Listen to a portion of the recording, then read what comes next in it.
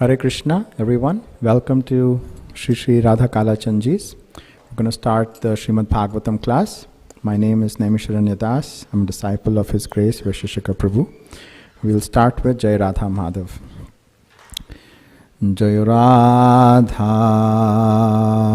Madhava Kunja Bihari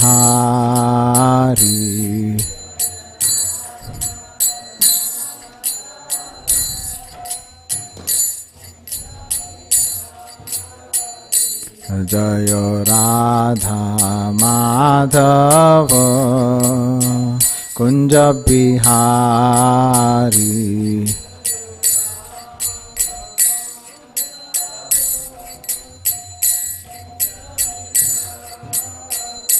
Jaya Gopi Jana Vallabha Girivaradhari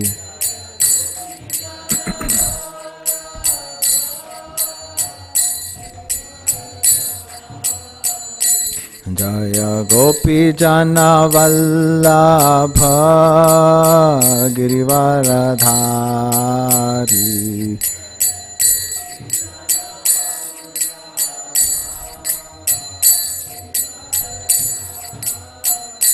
Jaya Yashodanandana Braja Jana Ranjana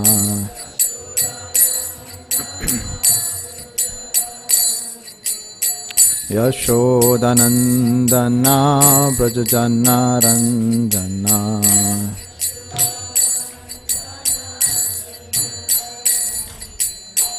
Yamuna Tira Vanachari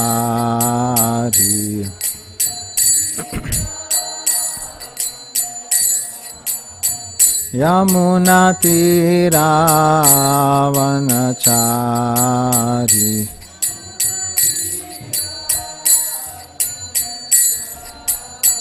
O Jaya Radha Madhava Kunja Bihari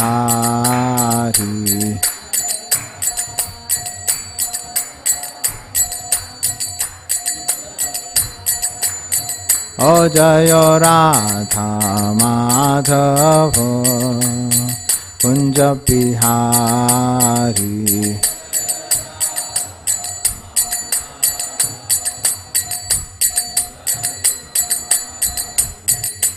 Hare Krishna, Krishna Krishna, Hare Hare, Hare Ram, Ram Ram, Hare Hare.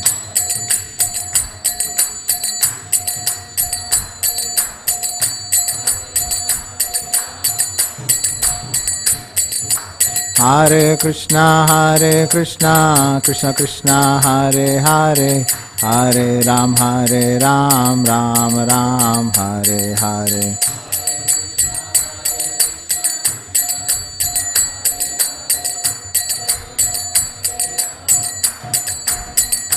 Hare Krishna, Krishna Krishna, Hare Hare, Hare Rama, Rama Rama, Hare Hare.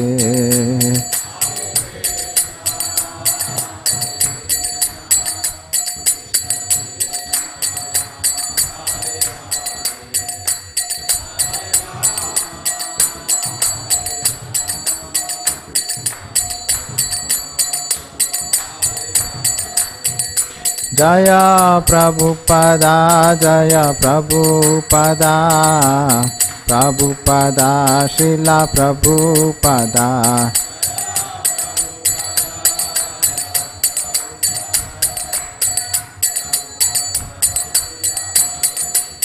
O Jaya Gurudeva, Jaya Gurudeva, Gurudeva, Srila Gurudeva.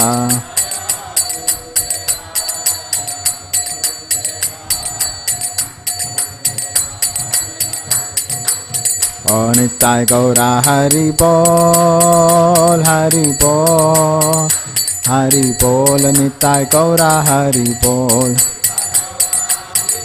Nitai Gaur, Hari Bol. Oh Nitai Gaura, Hari Bol, Hari Bol, Hari Bol, Nitai Gaura, Hari Bol. Nitai Gaur, Hari Bol.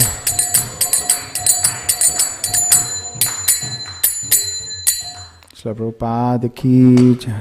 Harinam Sankirtan ki jai. Om Namo Bhagavate Vasudevaya.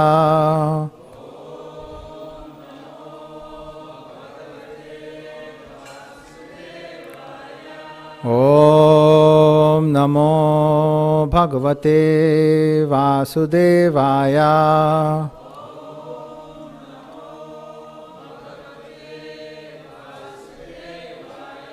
Om Namo Bhagavate Vasudevaya.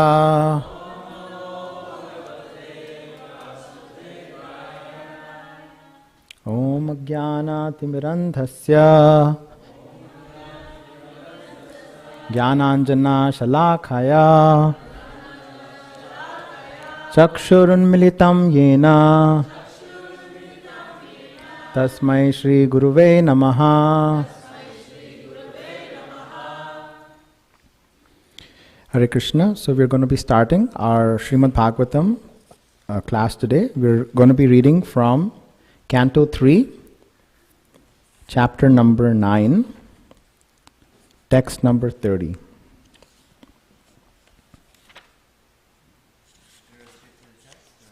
We'll go straight to the text today. Yes. Yes, Prabhu.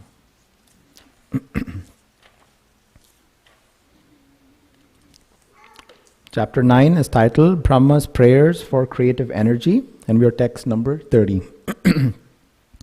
Bhuyastvam tapa atisha vidyam chaiva mad ashrayam tabhyam antardi brahman lokan drakshyasi apavritan. Bhuyastvam tapat atisha vidyam chaiva mad ashrayam tabhyam antardi brahman lokan drakshyasi apavritan. Bhuyastvam tapa atisha vidyam chaiva mad ashrayam tabhyam antarti brahman lokan drakshyasi apavritan.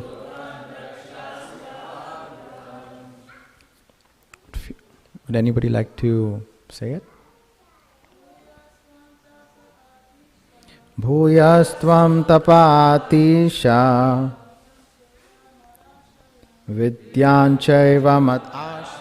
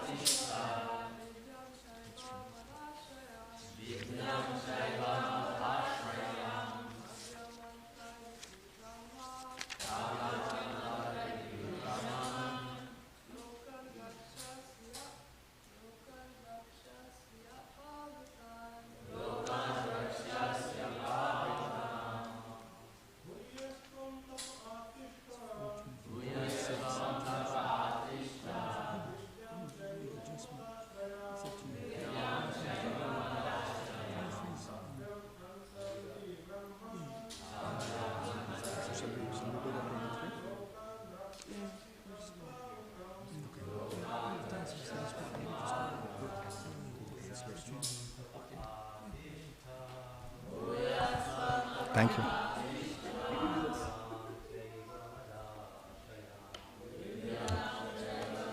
Ashraya. Tapyamantariti Brahman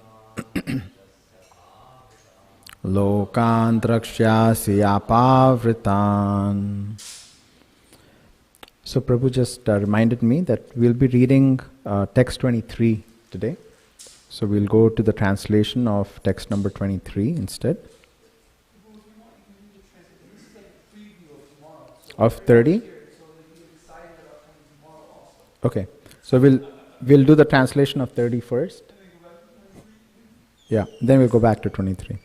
Translation of text 30, translation purport by Srila Prabhupada. Srila Prabhupada ki jai. O Brahma, situate yourself in penance and meditation and follow the principles of knowledge to receive my favor. By these actions, you will be able to understand everything from within your heart. Please repeat. O Brahma, situate yourself in penance and meditation and follow the principles of knowledge to receive my favor. By these actions, you will be able to understand everything from within your heart. Now we'll go to text 23, translation.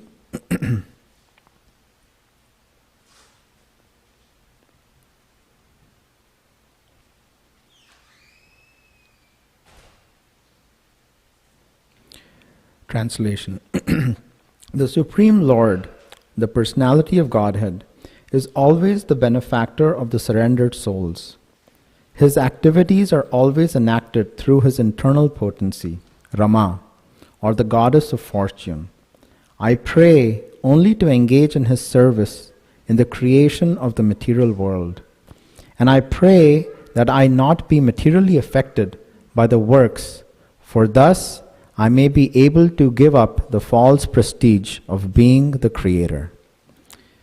Please repeat. The Supreme Lord, the Personality of Godhead, is always the benefactor of the surrendered souls. His activities are always enacted through his internal potency, which is Rama, or the goddess of fortune. I pray only to engage in his service in the creation of the material world. And I pray that I not be materially affected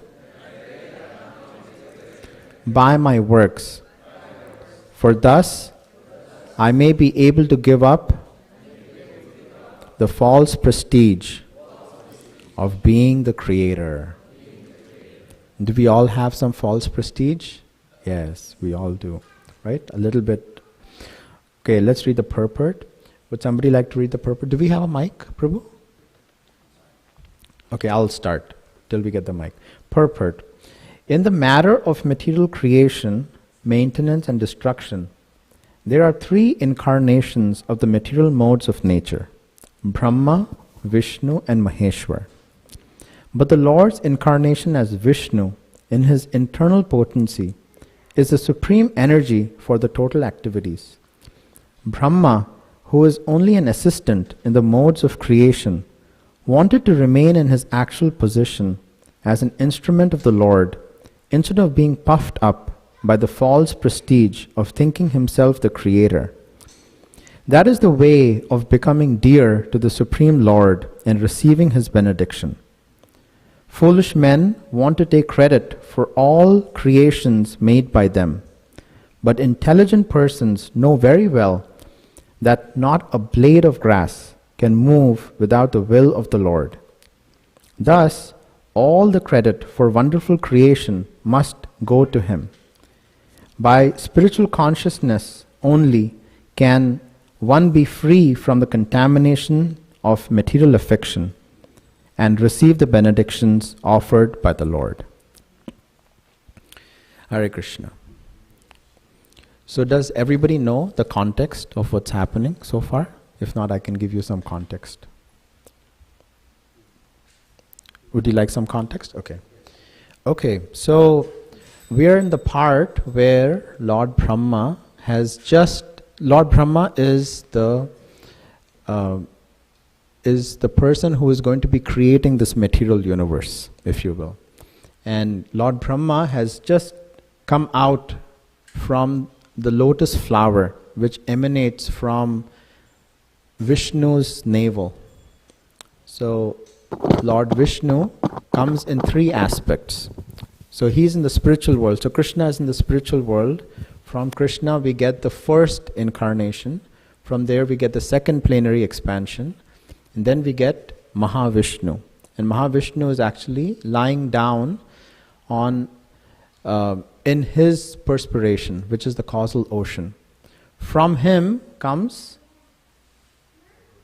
Garbhodaksha Vishnu, but Garbhodaksha Vishnu is coming after he breathes out, right?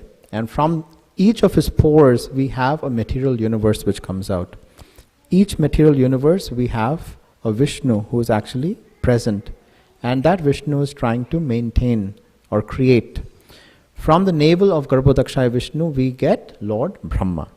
So we are at this point where we have Lord Brahma who is just come out from the lotus flower, and he is confused. He doesn't know what is the purpose of his life. What does he need to do? It's completely dark. So just imagine, he's just come out, he's the only being, it's completely dark, and he has no idea what his purpose is, who he is, what his purpose is. So what Lord Brahma does is that he actually goes down the stem of the lotus flower, and he goes all the way to the navel of Garbhodaksha Vishnu to understand who am I? But still he doesn't get any answer. So he travels back all the way up, and when he comes up, he actually realizes that there's a lot of noise which is happening in the ocean which is below. And then he hears a sound. What was the sound he hears?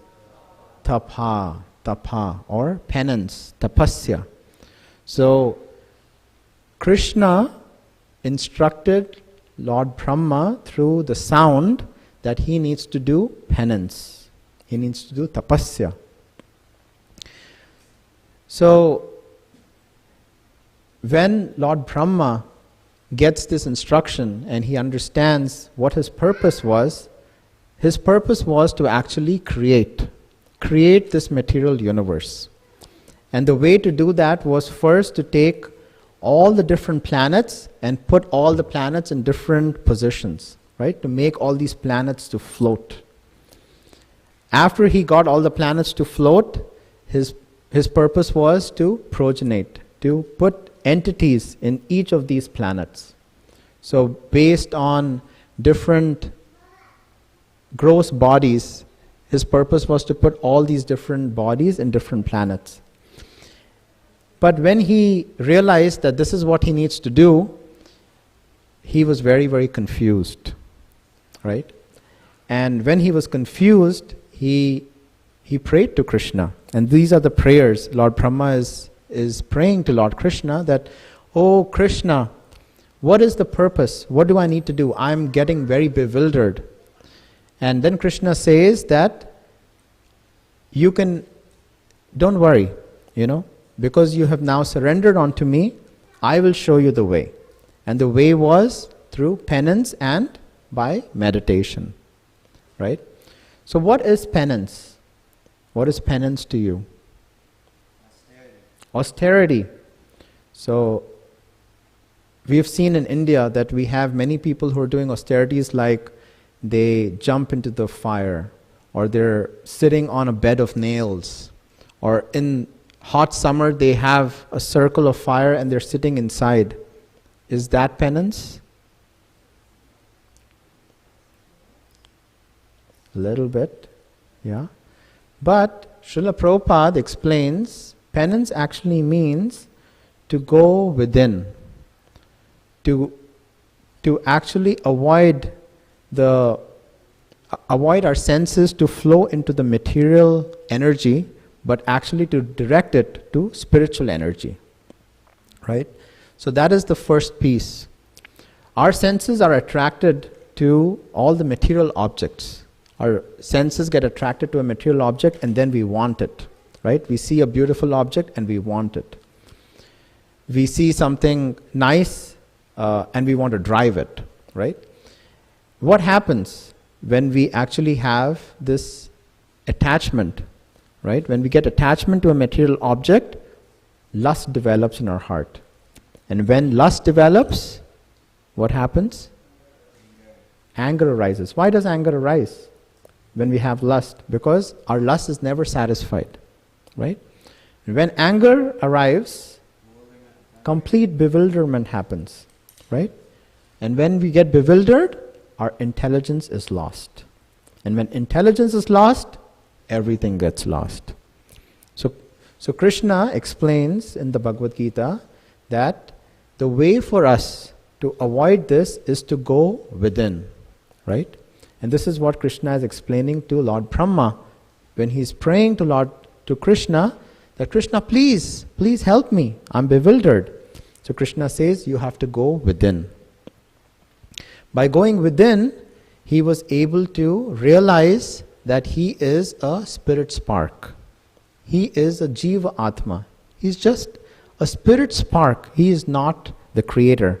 Like here in text 23, we see that he is praying that, oh Krishna, please allow me to be able to do my work without by giving up the false prestige of being the creator. So he's trying to come to the point of understanding that he is a Jiva Atma. He's a spirit spark. But then Krishna explains that this is not all. We want to go a little bit more deeper.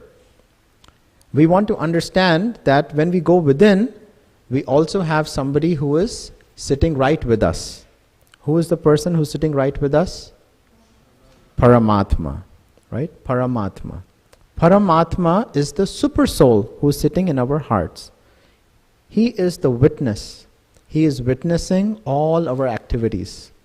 And based on the activities what we perform, we get certain things out of it, right?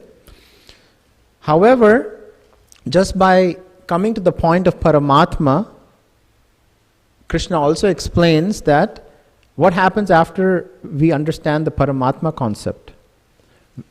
Then the Jiva, they surrender to Krishna, right? Just like how Lord Brahma is doing here. As soon as Lord Brahma understood that he is a Jiva, Krishna is the Supreme Personality, he surrendered to Krishna and he offered wonderful prayers to Krishna, right? And when Brahma offered his prayers to Krishna, Shri Radha Kalachanji ki jai. When Brahma offered his prayers to Krishna, he surrendered to Krishna, right? So this is a very important point. Surrender is the start of our bhakti process. Only when we surrender and we understand that we are not the supreme, we are not the creator, but we are just a part and parcel of the Supreme Personality of Godhead, that is when our bhakti starts.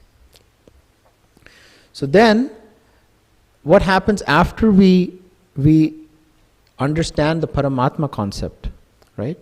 We then need to go a little bit more further to understand who is Bhagwan. So what is the difference between Paramatma and Bhagwan? Anyone? So there are three concepts so far, right? Yes.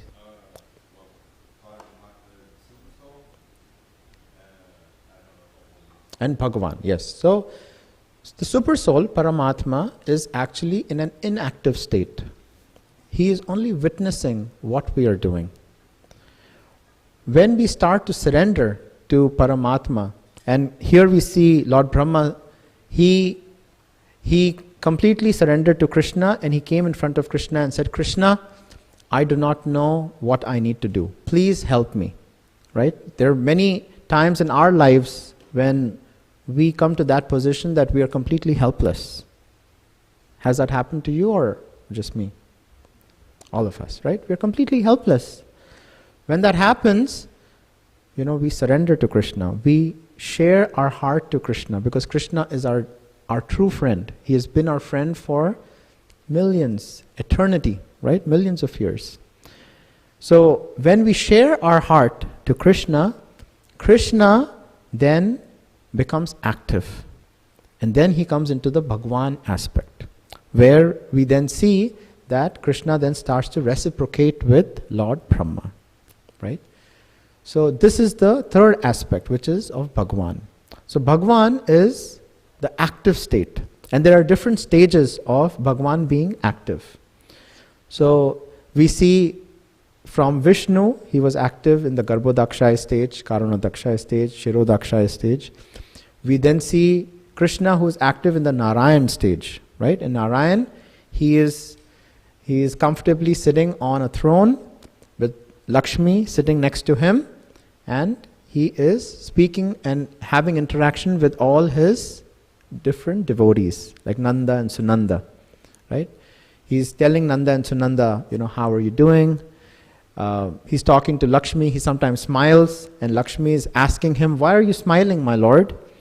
And then he explains that, yes, there is this devotee who is meditating upon me. He's trying to make Jai Shri Radha Kalachandji ki Jai. This devotee is meditating and making wonderful kheer for me, right? We know this pastime where there was a devotee who was just meditating on making wonderful sweet rice for the Lord. And he tried to get the best of the best ingredients, the best almonds, the best cashews, the best rice, the best elaichi. And as he was meditating and making the sweet rice, he wanted to actually touch the sweet rice to make sure that the sweet rice is okay for the Lord to taste. And as soon as he touched his finger, he got burnt. His meditation was so deep that in his meditation, his gross body actually got burnt. And when Lakshmi Devi heard this from Krishna, from Vishnu, from Narayan, immediately Lakshmi Devi said to Narayan, please, let's bring this devotee here. And Narayan told Nanda and Sunanda that let's take out the chariot and bring this devotee here. Right? So this is in the active stage. And then we have a more active stage, which is Goloka Vrindavan. Right? In Vraja, Krishna is so active that Krishna is running around, playing with all his devotees. Right? Krishna never sleeps in Vrindavan. In the morning he wakes up, his dear mother and all his friends dress him up. He goes out to play with his friends, the Gopas. He comes back after killing all the demons. He comes back, he's hungry, he has his prasadam, his bhoga. And then after that, Mother Yashoda again dresses him and then puts him to bed, right? Mother Yashoda is singing some sweet lullabies to her dear son, puts him to bed, and then Gopal goes to bed. But does Gopal sleep? As soon as Mother Yashoda leaves, Gopal springs up and he goes and plays with his gopis, with the gopi friends. So Krishna is so active in Vraja. That's why it is called Vraja. Vraja means active. Everything is active there except one thing. Do you all know what is not active there? Time. So everything is active, but time there is not active. Which is so different from the material world, right? Here everything is inactive except time. Right? Time is just going. So that is the difference between the spiritual world and the material world. So Krishna here explains that Lord Brahma had to go internal, right? Look within, understand who you are, understand the Paramatma concept, and then when you surrender and do some service, you understand who Bhagavan is. I hope now it's clear. Paramatma and Bhagavan. Bhagavan is the active when you're having relationship with Krishna, with with the Supreme Personality of Godhead. You're serving Krishna. So, the service aspect is very, very important. However, there's something more deeper, and that was given by Lord Chaitanya. So Lord Chaitanya explained that we don't have to only look internal, but also look external, and that is the Sankirtan movement. So the Sankirtan movement is that when we actually utilize everything for Krishna's service. This was an idea by Bhaktivinoda Thakur.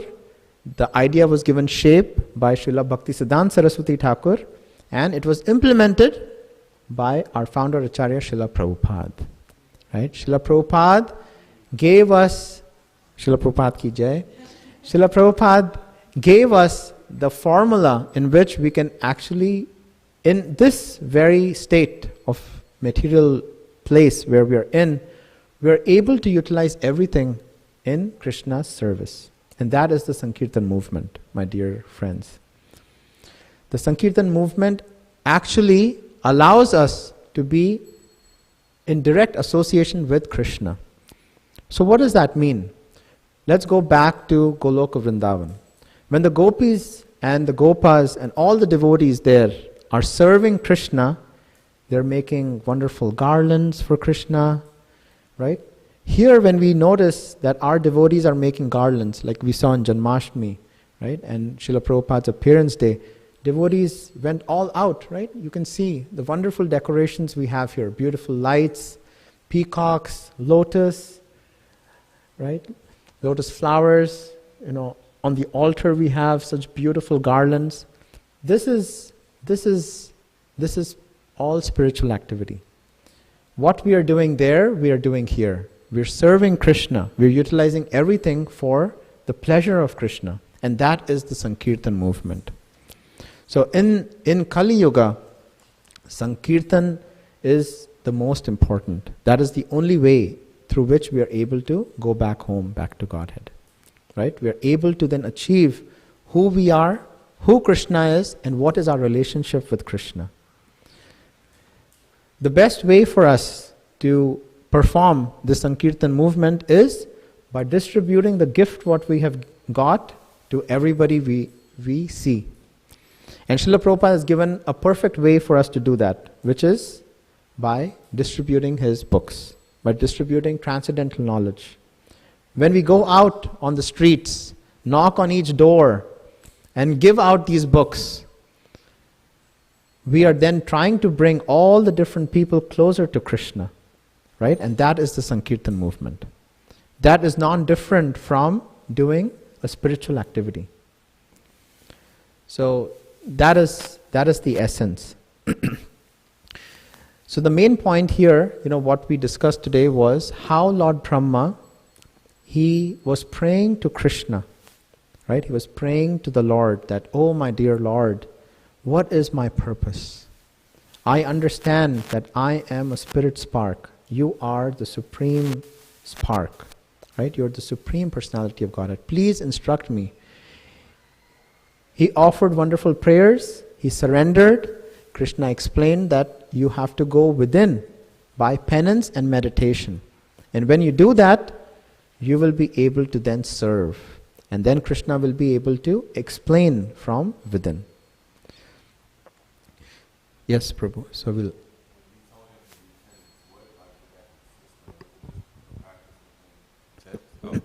When he told him to do penance, what did that consist of? Was it the practice in the text, or was it like rituals, or what exactly was penance for him? Yeah, so that's a nice question. So the question, what was your name, Prabhu? Oh, Lucid. Lucid. Yes. Okay, Hare Krishna. Nice to have you here.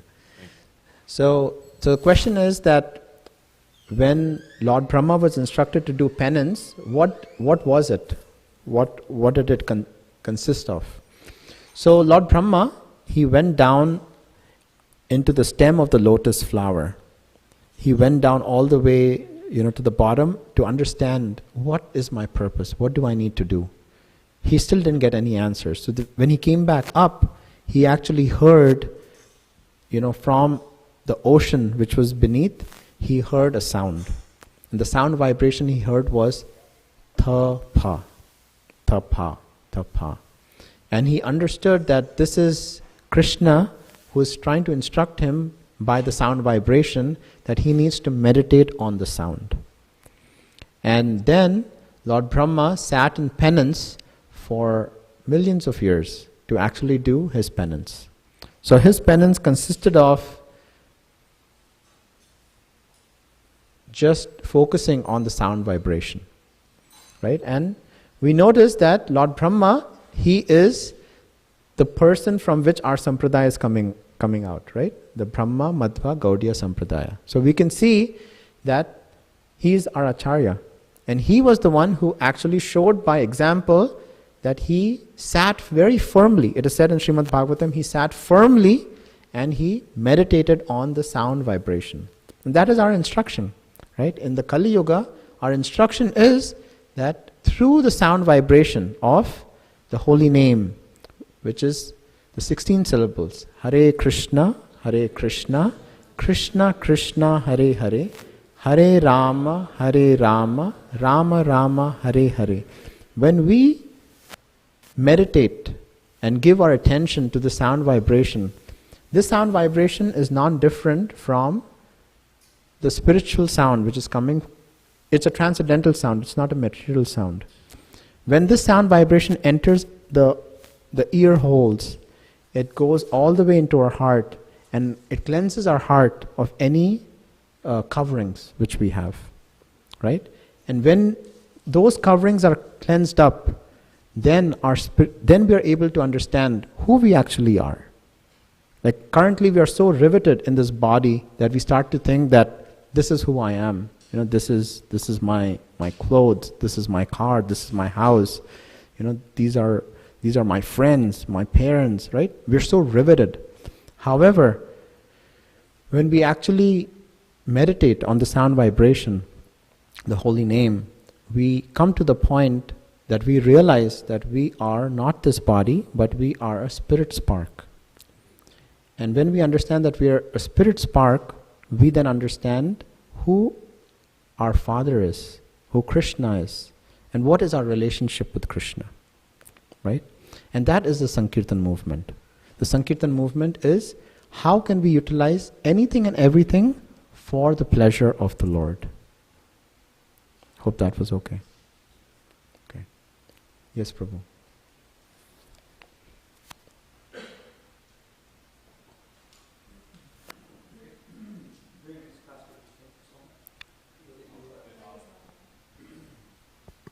I know you had to make some adjustments, and wow, it was wonderful.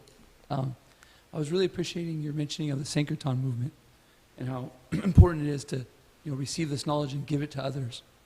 And I was thinking about how it's really well put in this verse, in the sense that when we engage in the Sankirtan movement, it really helps us to get detached from our works, because we become so attached to spreading Krishna consciousness. That's all we can think about. And so then we become naturally attached that this is just what I'm doing so that it can help me in my Sankirtan. And another point I wanted to make is that Krishna House, we went to UTD yesterday, and we are doing Sankirtan right now, Sankirtan. And we have some wonderful new devotees that are coming. And so we started Harinam, and you could see that we were all trying to get used to each other. It was really working. And but everybody's mood was so nice to please Krishna. I actually had to take a phone call, and I left for an hour, and I came back. And you could just see how everybody was just meshing together, and that Krishna was really just the center. The kirtan was just roaring. I noticed that a few books had gone out. And so this desire to please Krishna by spreading the Sankirtan movement is just so powerful that it's not only purifying ourselves, it's purifying others, and it becomes the thing that helps us to detach ourselves from our work, our attachments. Thank you, Prabhu. Hare Krishna. Thank you, Hare Krishna. Thank you for sharing that. Yes, when we go out on Sankirtan, it's magic, right? when we go and meet different souls, right, who are just waiting. Like sometimes we start to judge people, right? Like when we look at people, we feel like, oh, this person's not ready, right? However, we have no idea who is ready and who is not. All we need to do is leave everyone with a good impression, right?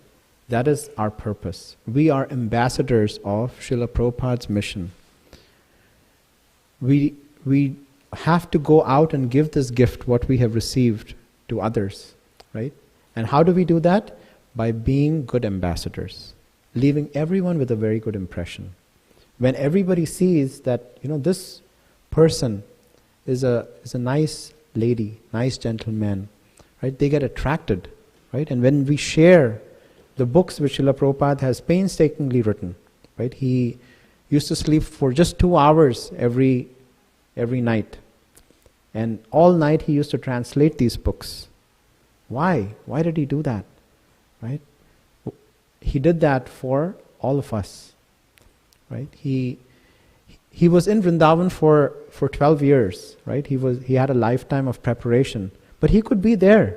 Right? He could have perfected his life there. Right? He could have perfected his life. However, he actually wanted to come out here to share this gift to everyone and see the effect. We have devotees in every town and village, right? Every town and village. So, yeah, when we go out on Sankirtan and we meet people, Krishna actually is very, very pleased. Krishna says in the Bhagavad Gita that somebody who actually goes out to deliver this message is actually very, very dear to me. So, thank you. Thank you for sharing that. Yes. Thank you, Prabhu. We have 2 hands in the back there. Hare Krishna Prabhu. Thank you so much for your class. Actually, at the start, I felt maybe Brahma had an identity crisis, and I think a lot of people have that problem. Like they do not know what is the purpose of life, and unfortunately, they go to different different things. They try to find out to different means. So I just wanted to make a comment on that. Yeah. And Krishna says that too, right? In the Bhagavad Gita, who remembers? There are 4 people who come to Krishna. The inquisitive, the distressed, somebody who's looking for material gain, and somebody who's seeking knowledge, right? So one was the distressed, right? We're all distressed. We all have an identity crisis. Who are we? Where have we come from? Where are we going? Am I the creator? Does everybody around me have to serve me? We're all thinking that, right? And Lord Brahma is explaining this from his pastime, that even though he was the creator, right? In this verse he says that please Krishna, he's praying, Krishna, I pray that I may not be materially affected by the works which I'm about to do, for thus I may be able to give up the false prestige of being the creator. It's actually you. I am just an instrument. So, thank you. Thank you for sharing that.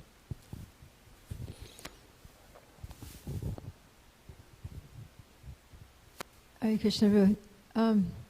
So here in this verse, text 23, Brahma's praying to be able to do his service nicely, but also to give up the false prestige of having done it. So I was just thinking about that, when we make some contribution, it's natural that we want to be appreciated. We want to feel that others value us for what we've done. But then at the same time, we don't want to become prideful, in a way that leads to fall, because they say pride cometh before a fall. So what is the line between a healthy, desire to be appreciated or valued, and false prestige, which is, unfavorable? Yeah, so the human tendency is that we want to be appreciated, right? However, it all comes down to the desire in which we are doing our service, right? The mood in which we do our service. Are we doing the service for others to see what we are doing? Or are we doing it in the mood to serve Krishna? And it all comes down to that, right? I have a very nice pastime, right? And there was a devotee here. I don't want to embarrass this devotee, but such a nice devotee, right? This devotee was the pujari one day, and he was a little bit late, before 7 o'clock, and there was some other person, some other devotee who started the arti. And I then spoke to Prabhu, and I said that, Prabhu, why didn't you just go in and said that, it's my service, I would like to do it. And something which really touched my heart was, he said, well, he's the boss. It's not about who does it, but if he's getting served, then I'm happy. And that really touched me, because that showed that it's not about taking the credit, but it's about collectively cooperating to be able to please Krishna. And if you're able to do that, then we're in the right mood of doing our service. It's not about us showing Krishna what we're doing, but we want Krishna to see us, what little bit we are trying to do. So for us to be motivated, we're still at that point where we do want to give motivation to others, so we're able to bring everybody together. So it's very nice to be grateful to others, to motivate others, to share the kind of service they're doing. But within our heart, we should understand that we're just grateful that we're in this movement and we're trying to serve in a little way. Hope that was okay. Hare Krishna.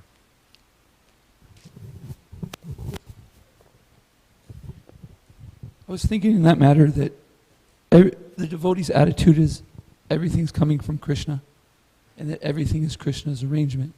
So there's some kind of hope in there that by some way, shape, form, we'll understand that Krishna's pleased.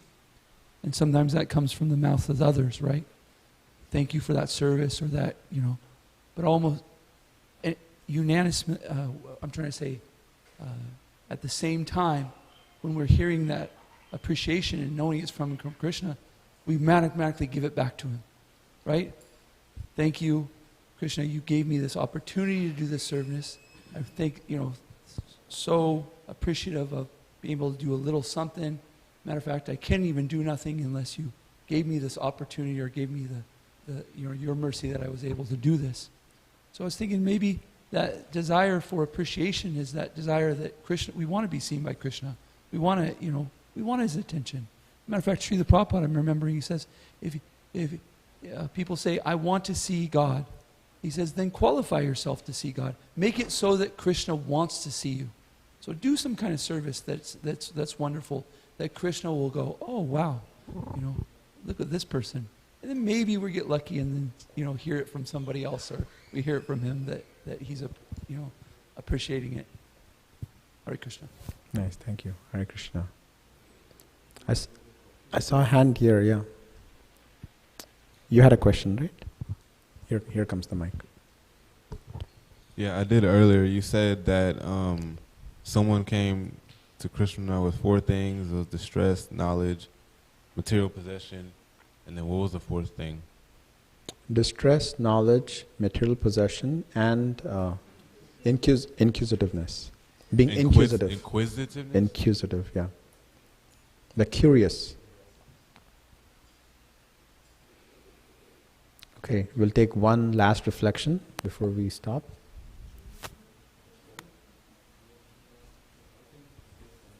Yes, Prabhu.